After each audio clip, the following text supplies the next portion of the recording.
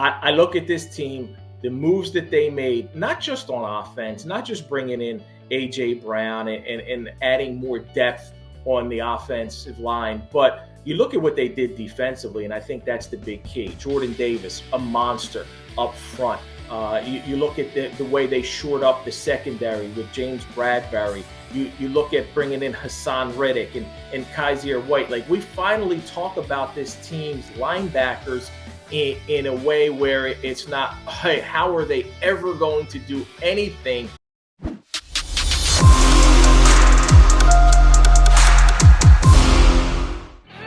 Appreciate you streaming in here on Birds 365. Jody Mack with Ric Serritella in for John McMullen. And joining us is our buddy Rob Maaddi from the Associated Press. Rob, first things first, condolences from all of us here at the JAKIB Media YouTube channel and me personally. I know you lost your dad last week. Also know how spiritual a guy you are and how difficult a time it was for you. You got to know your dad's in a better place these days. Again, our condolences. Thank you, Jody. I appreciate that, and I've had so much support, man, from so many people. It's pretty amazing to see the outpouring of love and comfort from everybody, whether it's just strangers on social media to people like yourself who I've known for over 20 years. So thank you for that. No problems. Quick question on Dad. He was a fan of who? Who was your father rooting for? Who's going to be watching Sundays up above? He was a fan of whatever I was covering. So I tell him wherever I'm at the game, and he'd let me know. So it was pretty neat to be down here in Tampa and tell him, I'm at the Buccaneers watching Brady and stuff like that. So it was really cool. He got excited about that. Well, Rob, hey, I recently lost my dad, and I know it's a painful experience. So, hey, thanks for taking the time to talk to us two bozos this morning. That's greatly appreciative. I don't think we've actually crossed paths or met, so excited to pop you on here because I have watched your work from afar, and I have a lot of respect and appreciation for all the different hats that you wear. I want to go back, though, to a couple weeks ago. I think you were out in Canton.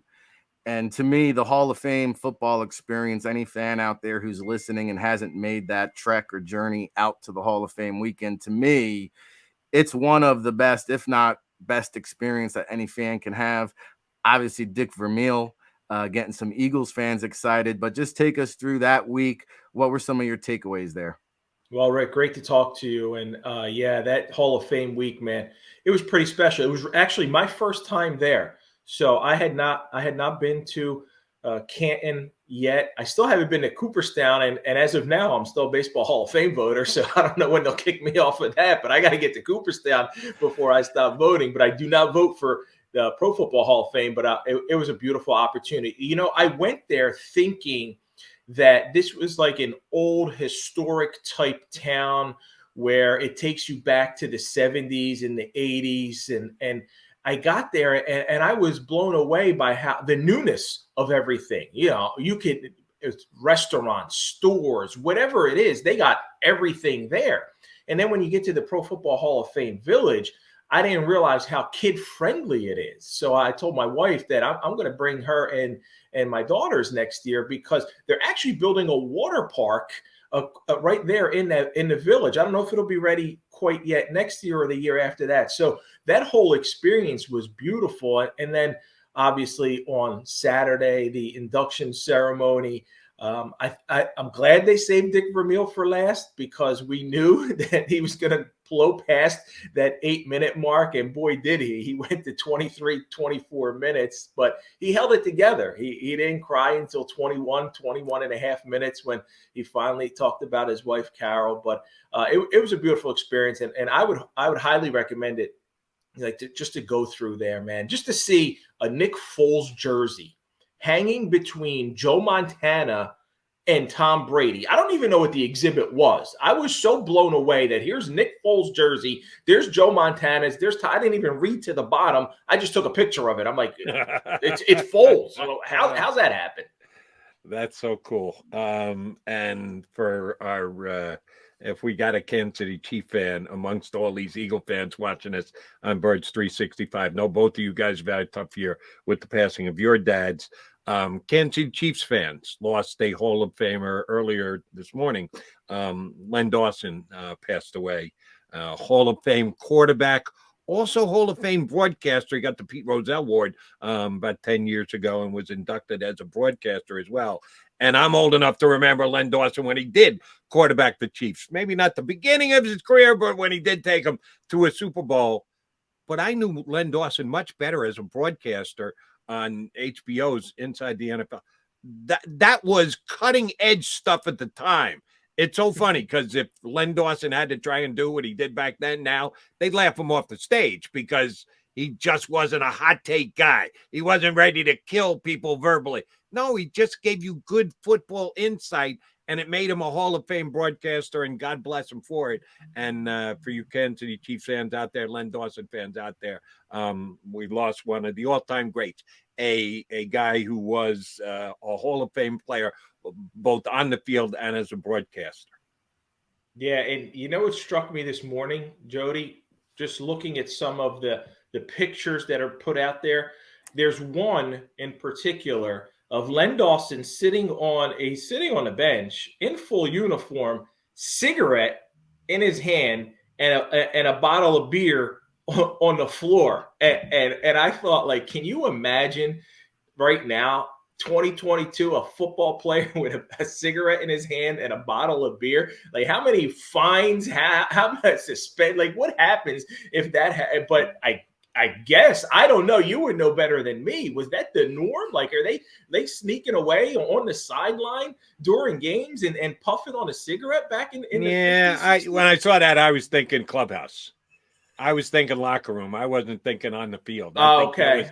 I think it was after the game. You're right. It's an iconic photo. Yeah. He just had taken a serious drag off that cigarette with a beer between his legs. I'm guessing it was post game. I think it was in the locker room, but I don't know that for sure. I hope so. I hope so. But it's just it's a sign of the different eras, right? Because even now you wouldn't see that unless it's Joe Burrow and a cigar post game, which is a little bit different of a type of celebration. But that's just the difference in what we're talking about here from his era to this era, and as you mentioned, his style of broadcasting and how, hey, he was a Hall of Fame player, but a Hall of Fame broadcaster as well. Is pretty impressive.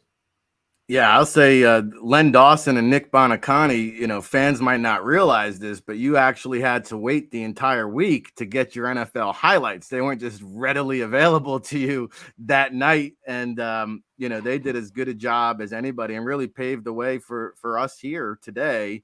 And, Len Dawson, Super Bowl IV, 1969, Jody, a good year for you, I know. And he'll be missed. He'll be remembered. And somebody who I think probably is one of the forgotten legends. He doesn't get his due respect.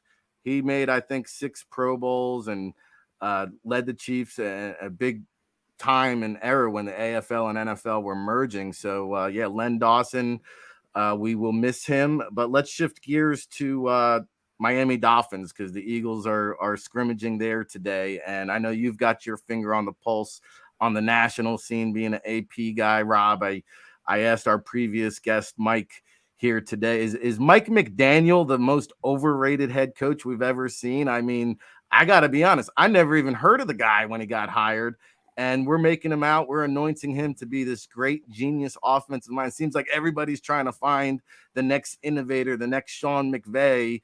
Are you in or out on Mikey McDaniel? Yeah, I'm certainly not in yet, guys. I thought that was somewhat of a stretch of a hire, bringing Mike McDaniel in there. And, I came back yesterday with a big feature takeout on Eric Bieniemy, as we're doing a series on minority coaches. And obviously Mike is biracial, Mike McDaniel. But what stood out to me in a conversation with Eric Bieniemy was how, first of all, this man's received 14 teams and 15 interviews in the last 4 years. And you just can't put your finger on why he doesn't get an opportunity. Here's a guy who's articulate, who's a leader, and who's had success working under a coach like Andy Reid, who has a extensive coaching tree of guys who've gone on to be successful. Doug Peterson won a Super Bowl. John Harbaugh won a Super Bowl. Sean McDermott is doing well. Ron Rivera has done well. So why doesn't Eric Bieniemy get that opportunity? So in speaking to him, I started looking at guys like Mike McDaniel and others that he's been passed over. And I thought, man, his resume blows some of these guys away. And I just don't understand it. I don't get it. I talk to different people about it. And I don't know that we'll ever solve that mystery of Eric Bieniemy. And that brings me to, well, Mike McDaniel gets this shot. And he's had far less success than EB over the course of his young career. And here he is in Miami now. And he gets tasked with trying to take Tua to that next level, Tua Tagovailoa. And I know that there was all that speculation, Jody and Rick, everything about Sean Payton and Tom Brady, and now it proves to be that they get tampering charges and penalized for all of that stuff. So he certainly wasn't their top choice. He may not have been their second choice or their third choice, and he could very well be, guys, just that little placeholder until they possibly go get the guy they wanted all along in Sean Payton. Now, if he goes 11-6, can't get rid of the guy. If they go 10-7, make the playoffs, you got to keep him around but I don't know how successful they can be right away right now. There's still a lot of question marks about the quarterback position. They got a lot of talent surrounding him, and that can help. But now Mike McDaniel's got to prove that he can be that guy without Kyle Shanahan around. If I'm Eric Bieniemy, I might be glad I didn't get the Miami job, because you're right, Maaddi. They may turn around and give it to Peyton next year anyway. That's a good point, Joey.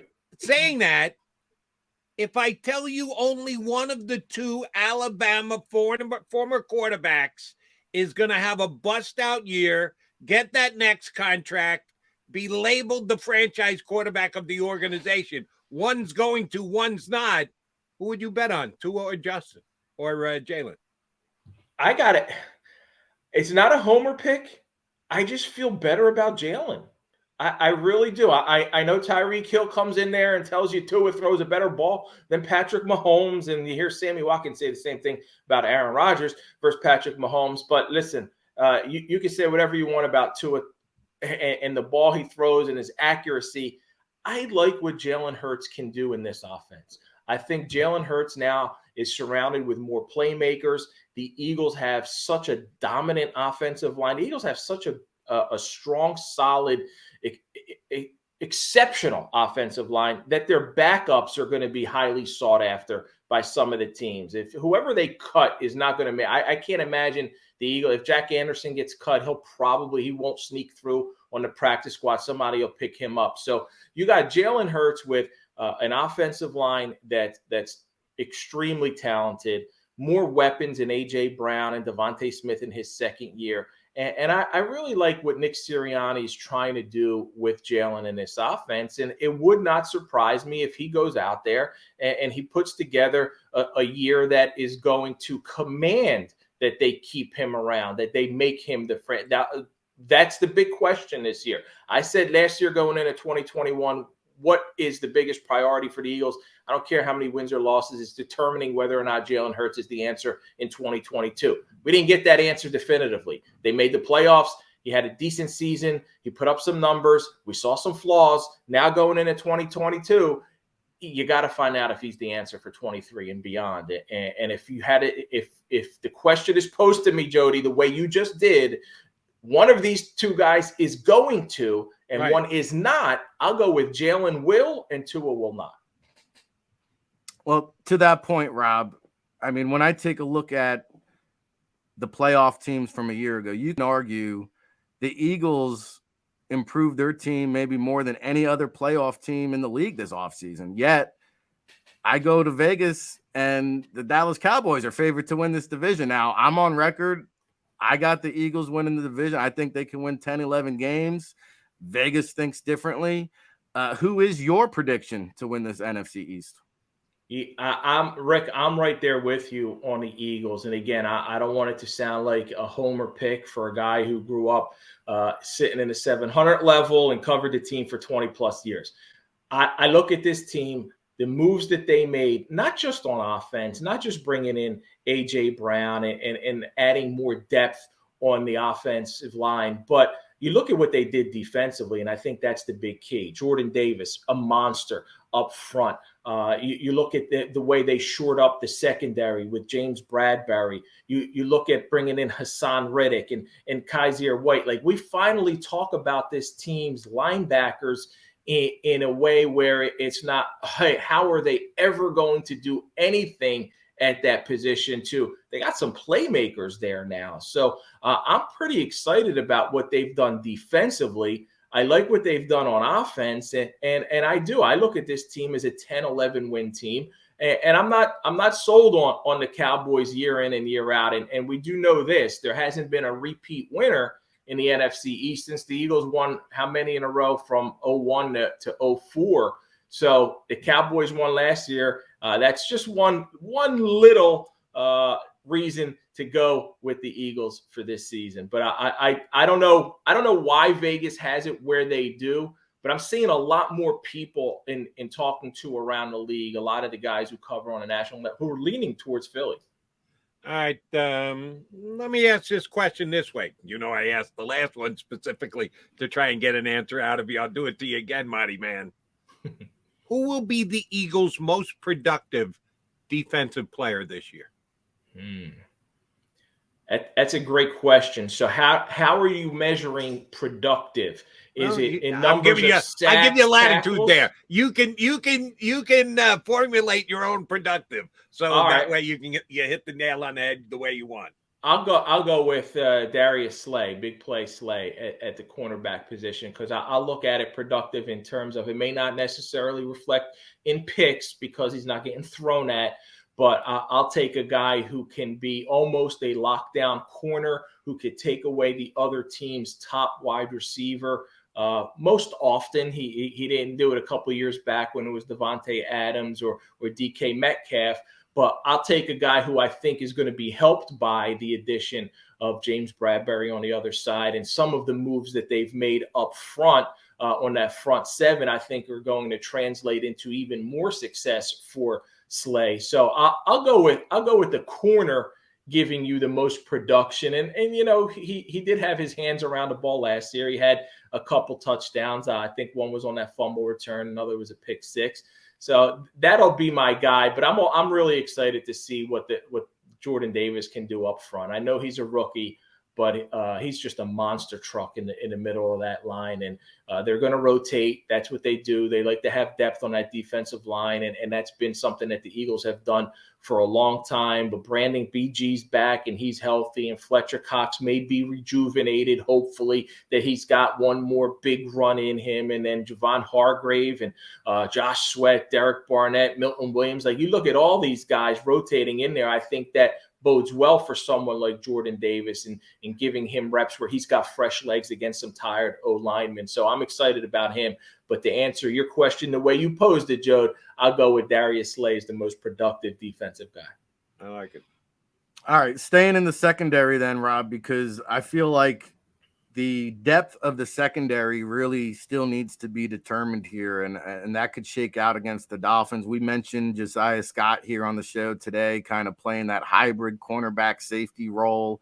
Does that impact the Jaquiski Tart? Josh Jobe has suddenly made a name here for himself as an undrafted free agent. McPherson has played well. It becomes a numbers game, so who's staying and who's going? Yeah, and of course you got Kayvon Wallace in the mix at safety, and he's staying now. I look at experience back there as far as when you want to keep some guys for depth. You look at keeping the experienced guys who may be plucked if you tried and pull them through onto the practice squad, and some of the young guys who don't have those reps in games, and that you can try and sneak them through on the practice squad. Now, anytime I think of JAKIB Sports, I think of how he cost Jimmy Garoppolo an opportunity to be in the Super Bowl last year because he dropped that interception that Matthew Stafford just put up there late in the game, and just dropped it right there in his hands. You guys saw it, and then they go on. The Rams win that game and go on to the Super Bowl and win the Super Bowl. And how things could have been different in San Fran had JAKIB Sports held on to that ball. But the Eagles aren't going to hold that against them. And I think that he may have an edge a little bit in some of his experience, and that he can shake out as a guy who is going to make the roster. And then you look at Josiah Scott, and I know Kerry Vincent Jr. hasn't at corner hasn't seen a lot of time too in the preseason for whatever reason. He's had some injuries and things like that, and that he might be a casualty because you got to be available to be able to make the roster, and sometimes that costs you. But how the practice squad shakes out is going to be very interesting and an exciting 2 days for the people who track practice squad signings.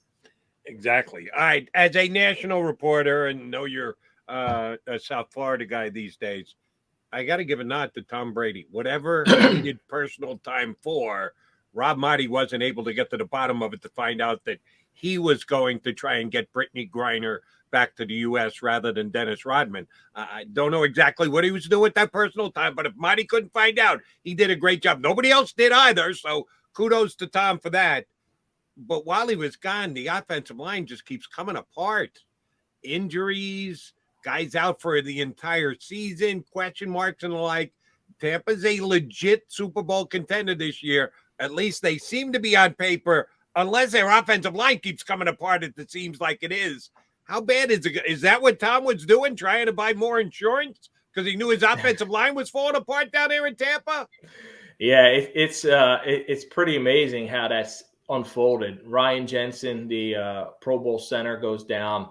I think it was second day of camp, goes down with a gruesome knee injury. They haven't put him on IR because they're hoping that he can potentially be available for a deep playoff run. And then Aaron Stinney, left guard, goes down in the Tennessee game last week with an ACL, MCL injury. So he's out for the year. So they're going to rely on a pair of unproven guys, young guys, a rookie and a second-year pro at center and at left guard as of now, Jody. And that's why that's one of those teams where I think they will be keeping an eye on what the Eagles do with their offensive line, because whoever doesn't make the roster, Tampa should be in waiting, looking at, hoping to snap one of those guys up. Whether it's if you can make a trade, they ought to be looking at trading a third-day draft pick or a second-day pick for somebody to add some depth, because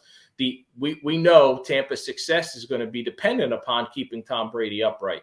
And now with backups at center and left guard, you got some holes right there up the middle. And the one way that you can impact Brady has been throughout the course of his career is up the middle, getting in his face, not from the outside, but getting through and to him and in his face. And we saw how successful the Rams were last year. They almost came back the Bucs in that game, but Aaron Donald with the bull rush and coming up the middle and getting in his face. And we even saw the Eagles, Ryan Kerrigan and his 2 sacks against Brady in the playoff game last year. They didn't do anything all season, and then Ryan Kerrigan gets 2 sacks against Brady in a playoff game and then goes off and rides into the sunset and retires. But that's going to be a big question mark for the Buccaneers, and their success is dependent upon keeping him healthy, keeping him safe. And I would look, if I were them, I would be looking at Philly. I would be looking at some of these teams who have depth on the offensive line or who have guys who may be cap casualties or whatever to bring in, because they're going to need it. You know, Rob, we talked Tampa Bay. I look at the AFC as like a gauntlet this year, but in the NFC, once you get past the Rams, you've got the Bucs, and I'm looking at the Packers, and we just talked about Brady. It doesn't have the same feel to me. You know, Tom Brady's got a killer instinct for him to just take off for 10 days and kind of have this Club Med mentality. It doesn't have the same feeling in Tampa Bay. And then I go to Green Bay, and maybe some complacency there as well. Aaron Rodgers calling out his younger wide receivers saying they got to catch the damn ball. But then the media is there to keep Rodgers in check and say, hey, Aaron, where were you doing voluntary workouts? You think maybe that might have something to do with the timing? And he shot that down. But Randy Mueller, former NFL GM, who I respect highly, he came out and said, hey, that's Aaron Rodgers' ego talking. And I think the one thing that bodes well for Hurts and the Eagles, not a lot of guys left from that Super Bowl team. And I know you wrote a book on that team, by the way, Birds of Prey, go check that out. But Hurts has not won a Super Bowl. Stafford has. Brady has. Rodgers has. What are you looking? Are we looking too much into this Green Bay Packers situation with the young receivers? I mean, there's a lot of holes to be filled, not just from losing Devontae Adams. People don't realize Marquez Valdez-Scantling was a weapon in the slot. He's now in Kansas City. There's a lot of question marks on that Green Bay offense. Yeah, and Rick, you're right. You don't often think of what the Green Bay Packers lost as far as weapons, and instantly we automatically go to Devontae Adams. But MVS was also a guy who was a go-to for Aaron Rodgers, and I thought that was a great comeback when he's talking about, or he's questioning the receivers and complaining about them. Yeah, that's where they say this all the time. Chemistry is built in the offseason. That's why you see some of these quarterbacks, right? They take their receivers and their tight ends and they go to some remote exotic place or wherever it may be, and they, beyond what the NFL allows them to do together as a team, they go on their own. And Aaron Rodgers wasn't doing that with some of these guys. So, of course, they're not going to be on the same page. And for as great as Aaron Rodgers is, and has been, and he's now the two-time reigning NFL MVP, he hasn't had, outside of that 1 year where they won the Super Bowl and they went through Philly as a wild card and they beat Michael Vick when Vick threw that pass to Riley Cooper and it was intercepted and turned that game over to the Packers. And they haven't had success in the postseason. They've been a number one seed a couple years in a row and they failed at Lambeau. The mystique of going into Lambeau Field in January, the frozen tundra, has worn off a long time ago. And Aaron Rodgers, for as great as he's been, first ballot Hall of Famer, one of the most talented quarterbacks in the history of the NFL, he doesn't win the big games. And I don't know when he's going to be, that label is going to be attached to him. Maybe because he's won that first Super Bowl and won it over 10 years ago and won it early in his career, that people give him kind of a pass. But over the last decade, Aaron Rodgers does not win the big game. And that's been the case with Devontae Adams. And I don't think that's going to change without Devontae Adams. And as good as they're going to be in the regular season, and they'll probably run through that NFC North because it's a weak division, I don't put them in that Super Bowl. They're going to be a contender for as long as Rodgers is there. But I would go with Tampa and LA, and I would take these teams over the Packers right now. And I would look at, I don't know what Trey Lance is going to do yet in San Francisco. I know they're excited about him. I like Kyle Shanahan. I like the way he structures his offense and runs his team. But I'm not going to put the Niners in Super Bowl contention mode just yet, but I do think that the Eagles can be, although not a Super Bowl contender, a team that plays into January and can make some noise. So I kind of lump the Packers in that second tier ahead of the Eagles, the San Francisco's, New Orleans, if Jameis can come back and be what he was early last year. All right, let's finish here, Maaddi man. And we're not going to abuse the privilege. You always say yes when we ask, and we thank you much for that.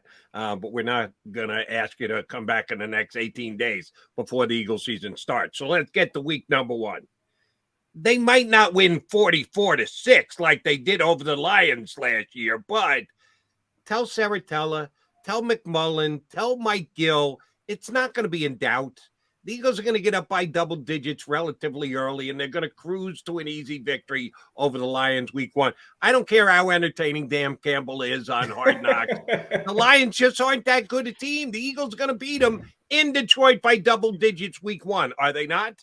I would lean towards that. The Hard Knocks hype has got Philly media a little concerned about this. Yes. Oh, tough out week 1. The Lions are a tough out. No, they're not. Is this going to be the revenge of Deuce Staley? I mean, he was there last year. He was there 44-6, Deuce. Yeah, it's not going to be 44-6. And I think the Lions will be more competitive than they were last year. But if the Eagles don't go there and win that game and win it handily, like by win it handily, I mean you're checking red zone in the fourth quarter, right? You're looking at your fantasy team and you're following it because it's so the outcome is no longer in doubt. That's how I look at this game, and that's how I feel that game will be. And as we get closer, if there's any nicks and bruises and bumps and guys who are in and out, we can adjust. But right now, looking at this, 18 days away, Jody? Wow. 18, that's all we got to wait. 18 days away. I'll give you a comfortable double-digit, not quite 2 touchdown victory, but maybe 11, 12-point victory for the Eagles in week 1. I feel that much better about my prediction now. When I got Maaddi on my side, I know I've hit the nail on the head. Rob, great stuff. Again, our condolences on the passing of your father. We're going to get you back on. We'll let you get your season underway, jump around the league, maybe get to the bottom of what Brady was doing for those 2 weeks. But we look forward to getting you back on the show again. Thanks for jumping in today. Thank you, fellas. Have a good one. Keep it.